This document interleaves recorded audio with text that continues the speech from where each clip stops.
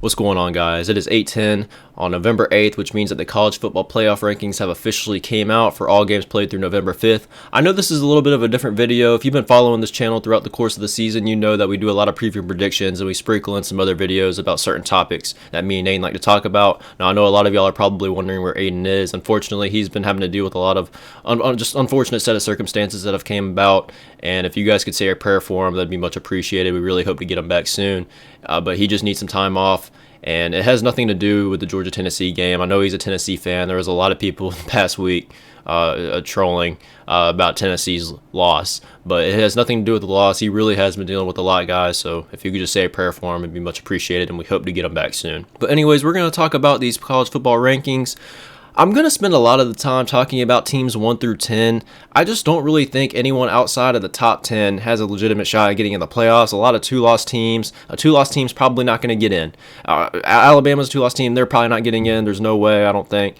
And then all the other teams 11 through 25 with one loss, they just either don't have enough games left on their schedule to really make a case to jump all the way to the top 4, or they just haven't had a good resume, and the one loss they had was just maybe bad enough to keep them out altogether. But I'm going to go ahead and move myself here. I know I'm covering up the rankings, so we're going to go ahead and talk about this. Starting from number 1, we got Georgia, Ohio State, Michigan, and TCU. That's your top 4 right there. Those are the 4 undefeated teams left in college football. I know a lot of people have been bashing TCU and saying they're not really that great of a team because they've been having all these close wins, but at the end of the day, TCU's been finding ways to win every single one. There's not a single loss on their schedule. And at some point, especially later in the season, wins have to matter. So, people can say all they want about all these close wins, but TCU's been finding ways to win in their conference games. And TCU has some games left where they could still really prove themselves. And they still do have some games, too, where they could potentially drop. Now, we'll probably talk a little bit more about those games maybe down the road when we do a preview prediction for those videos or for those games. But for right now, TCU is undefeated. Wins have to matter. Moving on to the one-loss teams, Tennessee is the first one-loss team in the college football rankings. Now, this should be no surprise to anybody. I think Tennessee has the best resume out of any one-loss team. They have a couple really good wins on the road at LSU and the win at Alabama, or at home versus Alabama, I should say. Those are really good wins. Both of those teams are in the top 10. Tennessee handled them both. Yes, they did drop the game to Georgia, but they were in a really tough spot. Being number 1 like that, I don't think Tennessee's quite ready for the spotlight yet. When you're number 1, you're getting every team's best shot, and Georgia just has the better players. I mean, you guys have to remember, Tennessee has lost a lot of players over the past couple of years. What Jeremy Pruitt did to that program, he put that program in the gutter. So what Josh Heupel's been able to do with this Tennessee team, to even have them in the top 10, is amazing. So, I think Tennessee is a couple recruiting classes away. I think Josh Heupel really has to get some more guys in to fit his system before Tennessee's ready to be in the spotlight and compete with your Georgias and Alabamas on a consistent basis. So they're number 5 right now. They do still have a legitimate shot at getting in the college football playoffs. I'll talk a little bit about that more later in the video. But moving on, we have Oregon at 6, LSU 7, 8 USC, 9 Alabama, and 10 Clemson. Realistically, you could say only teams 1 through 8 might have a legitimate shot of making the playoffs. I'm going to go ahead and start from the top. We're going to start with Georgia. I don't have any problems with Georgia being number 1.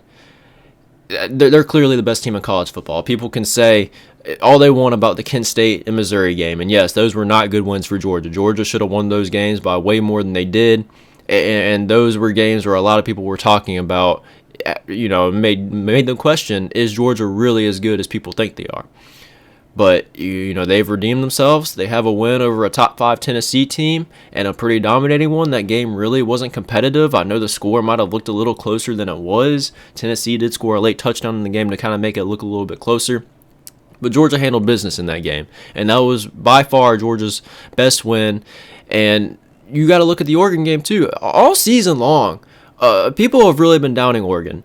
And Oregon has been a legitimately good football team. You have to remember when they played Georgia week 1, that was Bo Nix and Dan Lanning's first game against a really, really, really good Georgia team.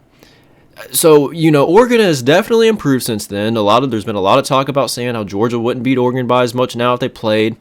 And yeah, they're probably right, because Oregon has improved. I mean, it's hard to go as your first game as a head coach and first game as a quarterback on a new team and beat the defending national champions. I mean, it's just probably not going to happen. There's no chance of it happening. I know it was a blowout win, but Oregon has won every single game since then and really dominated them, including a win over a number 12th ranked UCLA team.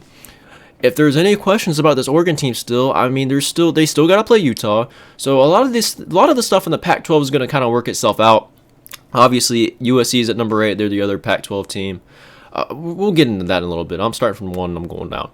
Ohio State's number 2. Obviously, a very, very concerning win over Northwestern. The game that I don't know how many of y'all watched that game, but there was like 40-mile-per-hour wind gust. It was almost impossible to throw the ball.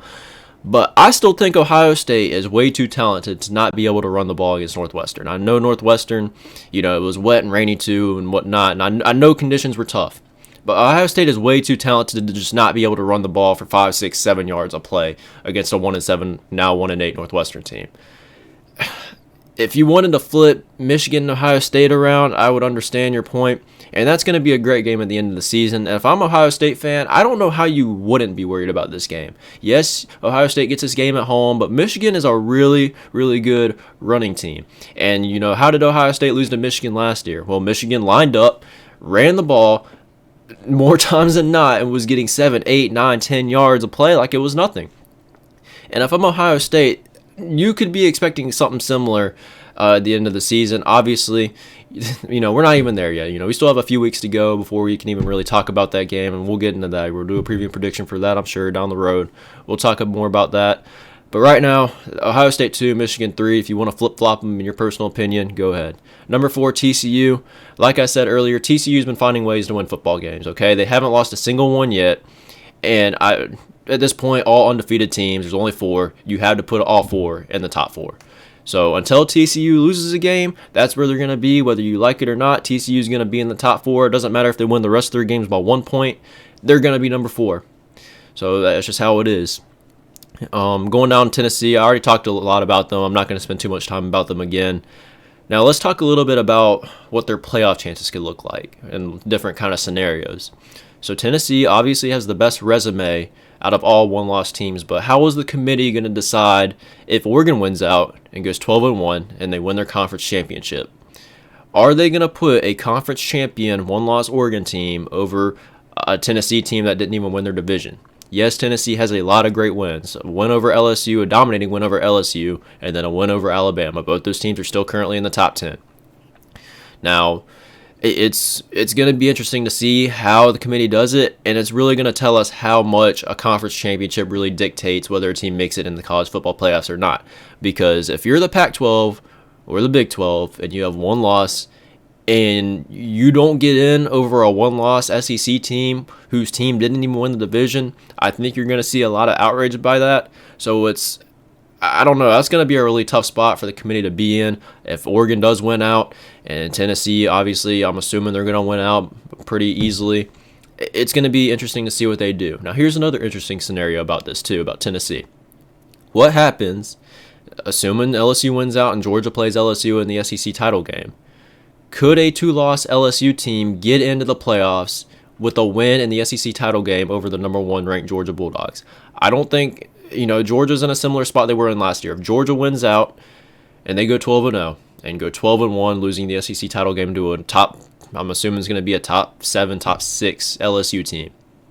Georgia's not going to get out of the top 4. If Georgia wins out the rest of the regular season and loses the SEC title game, they're still in. Whether you like it or not, that's just how it is. That's what happened last year.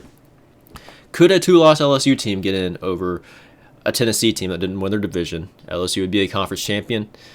I'm not going to sit here and try to tell y'all what I would think would happen because I have no clue. This is really up for debate for you guys in the comment section. It's just things to look at. You also have USC, a one-loss USC team. They lost to Utah, but have had a lot of struggle wins this season over teams they should have not have been struggling with. Now, I do think if USC wins out and wins their conference championship, I still don't think they're getting in over Tennessee. I don't. Ohio State and Michigan, I forgot to talk about this too. Ohio State and Michigan obviously play each other last game of the season. One of those teams is going to have to lose, whether it's Ohio State or Michigan. One of those teams, I'm assuming, I know they're 2-3, but a loss I would have to assume is going to knock them out of the top 4.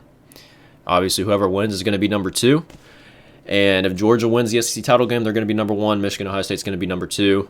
Where does the loser of that game fall at the end of the season? It's hard to say. It's just so hard. I mean, there's so many scenarios I could talk about. I'm already at 10 minutes. I'm not trying to make this video too terribly long. These are just things to think about. Now, remember how I said earlier, really 1 through 8 are the only teams left that might have a chance at making the playoffs? I don't see Alabama. There's no way Alabama gets in with 2 losses. They're not going to the SEC championship unless LSU just completely has a total collapse and loses a couple more conference games. Alabama's not getting in. Clemson, 1 loss, could still win their championship, conference championship. I don't think they're getting in. I think that Notre Dame loss was way too bad for Clemson to have any case in making it into the playoffs this year. A lot of people have been saying, and mainly Clemson fans have been saying they've had a lot of good wins, but let's take a look at that. NC State, not as good as expected. Syracuse, how much did Clemson win by? It was like 27-21. Syracuse is I don't think Syracuse has won a game in the past 3 or 4 weeks.